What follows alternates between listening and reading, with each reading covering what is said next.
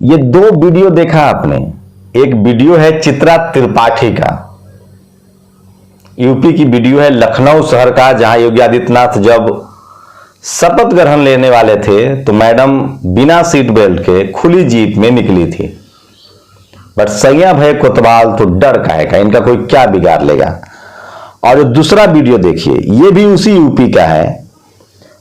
ये schedule caste की महिला है, ये रो रही हैं क्योंकि इनके घर पर बुलडोजर चला है।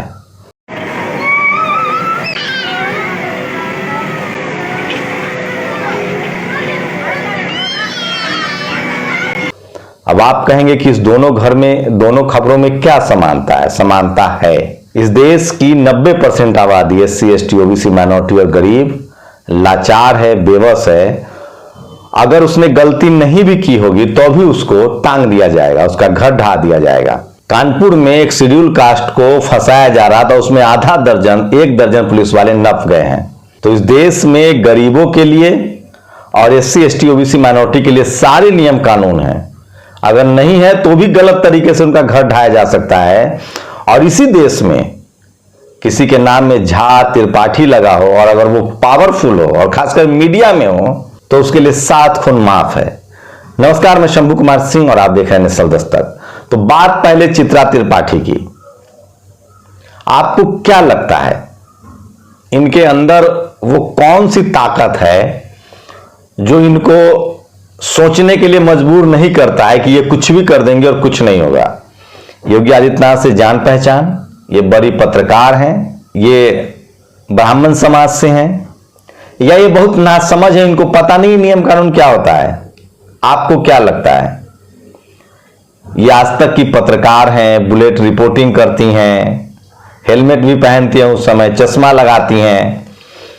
इनके जातिवाद से हम लोग पहले से वाकिफ है। एक बार नवीन कुमार को इन्होंने खुला चैलेंज किया था, तब नवीन कुमार जो है वो न्यूज एक्सप्रेस में थे और इंडिया न्यूज में थी। नवीन कुमार जी ने बहस के लिए उनको बुलाया था बाकायदा, लेकिन ये नहीं आई मैडम।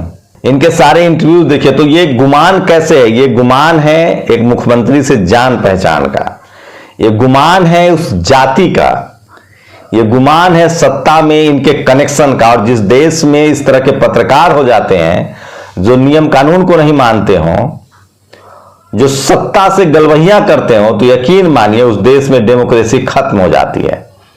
आपको अब भी नहीं लगता है कि किस तरह से योगी आदित्यनाथ के शपथ ग्रहण को किस तरह से महिमा मंडित किया गया? और क्या चित्रा त्रिपाठी का कोई माफीनामा आया? उन्होंने सॉरी बोला? क्या किसी ट्रैफिक इंस्पेक्टर ने इनकी चालान काट दी? ऐसा नहीं हो सकता है। अभी थोड़े ही दिन पहले पाल समाज के 3 युवा एक बाइक पर पकड़े गए थे। तीनों के पास हेलमेट नहीं था, ट्रिपल बाइकिंग थी। उनको थाने के लॉकअप में बंद कर दिया गया था जुर्माना कटने के बाद भी, और उस पर यूपी पुलिस ने कमेंट कविता लिख दी थी, क्योंकि वो पाल कम्युनिटी से थे, वो ओबीसी थे, वो पिछड़ा थे। ये होता है जाति की ताकत, और यह है पत्रकारिता में। मैं बार बार कह रहा हूं कि भारत की पत्रकारिता जातियों का झुंड है। पत्रकारिता तय कर रहा है कि क्या दिखाना है, क्या नहीं दिखाना है।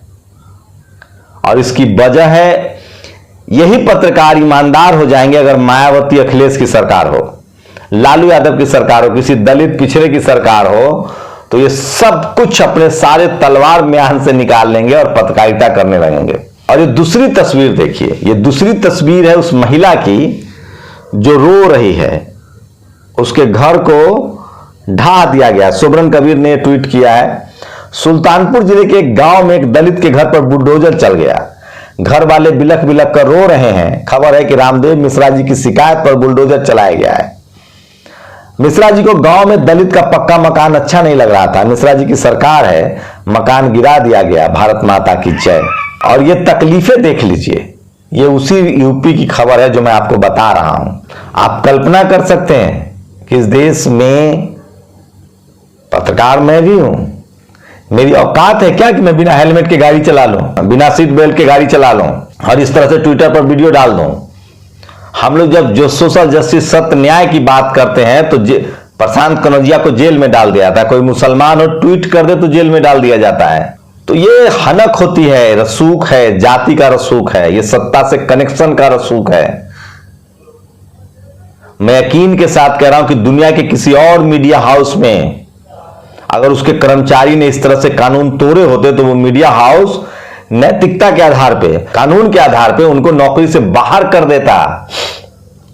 लेकिन मैं दावे के साथ कह सकता हूं कि भारत में जो पत्रकार हैं उनका नेताओं के साथ कनेक्शन है, झुंड का कनेक्शन है। अभी मैं सौरभ द्विवेदी का एक इंटरव्यू वायरल हो रहा है, वो देख रहा था मैं अग्निहोत्री के साथ। सौरभ ने सवाल भी ठीक ठाक पूछ लिए, लेकिन यही सौरभ का अंदाज तब तीखा हो जाएगा जब कोई अखिलेश, मायावती और इन्हीं सौरभ का इंटरव्यू देख लीजिए योगी आदित्यनाथ के साथ।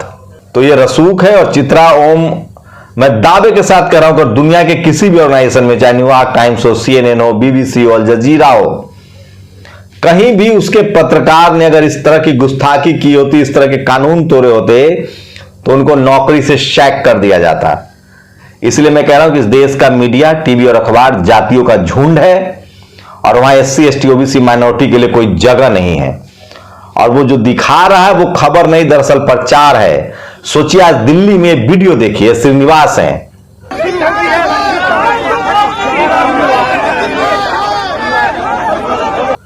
यूथ कांग्रेस के अध्यक्ष हैं। दिल्ली में कितना मैसिव प्रोटेस्ट हुआ प्राइस हाइक के खिलाफ। याद कीजिए, जब रोज प्रोटेस्ट होता था, रोज मीडिया दिखाती थी, लेकिन अब मीडिया खबरें ऐसे दिखाता है कि पेट्रोल के दाम बढ़े। पहले लिखता था महंगाई बढ़ी, अब पेट्रोल के दाम बढ़े। अब बढ़ने से महंगाई नहीं बढ़ती है। तो ये जो सरकार चल रही है ना, ये मीडिया मैनेजमेंट के दम पर चल रही है। इस देश के टीवी अखबार एक दिन ईमानदारी से खबरें दिखा दें, ये देश सुधर जाएगा। आज पंखुड़ी पाठक ने ईवीएम को लेकर सवाल खड़े किए हैं। हम लोग रात में मिलेंगे भी ईवीएम के मुद्दे पर, बात भी करेंगे प्राइस हाइक के मुद्दे पर। पेट्रोल लगातार आग लग रही है, लेकिन ये खबर गांव गांव तक पहुंचेगी कैसे? टीवी अखबार का काम होता है सरकार के खबरों को बताना, सरकार के जो काम है उसको बताना, प्राइस को बताना। सोचिए, अन्ना का आंदोलन याद है, 5000 लोग थे, उसको पूरे देश में फैला दिया गया। तो ये होती है टीवी और मीडिया की ताकत। तो वो कैसे अखबार, मैं फिर कह रहा हूं, मोदी जी को हराना है तो मीडिया को हराना होगा और ये विपक्ष को सीखना पड़ेगा। मैं फिर कह रहा हूं, अब तो टीवी अखबार का ऑल्टरनेट भी खत्म हो रहा है। कोई चित्रा त्रिपाठी दिखाए न दिखाए, सत्ता से टीवी अखबार का साठगांठ है। इसलिए पत्रकारिता भी कमजोर है। और जो इक्का दुक्का पत्रकार हैं, जो सही खबरें दिखा रहे हैं, जो बोलने की कोशिश कर रहे हैं, जो संविधान के समर्थन में है, देश के समर्थन में है, किसी पार्टी के नहीं है, उनको जेल में डाल दिया जाएगा।